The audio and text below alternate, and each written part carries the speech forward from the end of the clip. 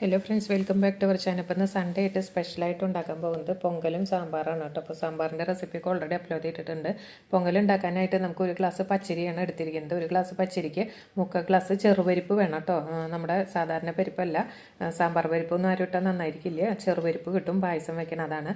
ഒരു glass പച്ചരിക്ക് 3/4 glass ചെറുപരിപ്പ് നമ്മൾ നന്നായിട്ട് കഴുകി എടുത്തിട്ട് കുക്കറിൽ ഇട്ട് കൊടുക്കുക. നമ്മളെടുത്തിരിക്കുന്ന അരിക്കും പരിപ്പിനും ഒപ്പം വെള്ളം ഒഴിക്കുക. പിന്നെ ആവശ്യത്തിന് ഉപ്പിടുക, ഒരു ഡ്രോപ്പ് നെയ്യ് ഒഴിക്കുക. കുക്കറിൽ നല്ലോണം ഒന്ന് വേവിച്ചെടുക്കുക. ഒരു അടി അടിച്ചതിന് ശേഷം ഒരു 3-4 മിനിറ്റ് നമുക്ക് ഗ്യാസ് കുറച്ചിട്ട് കൊടുക്കുക. അപ്പോഴേ കറക്റ്റ് വേവാവുള്ളൂ കേട്ടോ.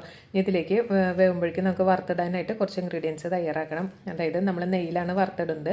നെയ്യിൽ വെളിച്ചെണ്ണയൊന്നും ആരും ഉപയോഗിക്കരുത്, ഓയിലൊന്നും. നെയ്യിൽ തന്നെ വറുത്തിടണം. നെയ്യിൽ കുറച്ച് ജീരകം, അണ്ടിപ്പരിപ്പ്, കുറച്ച് കുരുമുളകിൻ്റെ മണി, ഇത്രയും ഇൻഗ്രീഡിയൻസാണ് നമ്മൾ വറുത്തിടുന്നത്. ഇത് നന്നായിട്ടൊന്ന് മൂത്ത് മണം വരുമ്പോൾ നമുക്ക് ഗ്യാസ് ഓഫ് ചെയ്ത് കൊടുക്കാം. ആ സമയം കൊണ്ട് നമ്മുടെ പൊങ്കൽ അവിടെ റെഡി ആയിട്ടുണ്ട് കേട്ടോ. ഇതിനൊരു പ്രത്യേക സാമ്പാറുണ്ട്, അതായത് ഒരു ടിഫിൻ സാമ്പാർ എന്ന് പറഞ്ഞിട്ട്.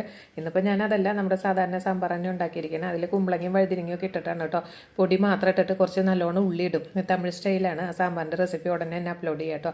ആ സാമ്പാറാണ് ശരിക്കും തമിഴ്നാട്ടിലൊക്കെ ഒരു കോമ്പിനേഷൻ എന്ന് പറയുന്നത്. ഇന്നിപ്പോൾ നമ്മുടെ സാധാരണ വറുത്തരച്ച സാമ്പാറാണ് ഞാൻ വെച്ചിരിക്കുന്നത്. അപ്പോൾ ഈ സമയം കൊണ്ട് നമ്മുടെ ചോറും പരിപ്പൊന്നും വെന്ത് വന്നിട്ടുണ്ട്. എന്തെങ്കിലും വെള്ളം കുറവ് തോന്നിക്കഴിഞ്ഞാൽ കുറച്ച് ചൂടുവെള്ളം ഒഴിച്ച് ഒന്ന് ഉടച്ചു കൊടുത്താൽ മതിയിട്ട്. നല്ലോണം ഉടഞ്ഞ് വരണം ഇത് മിക്സായിട്ട്.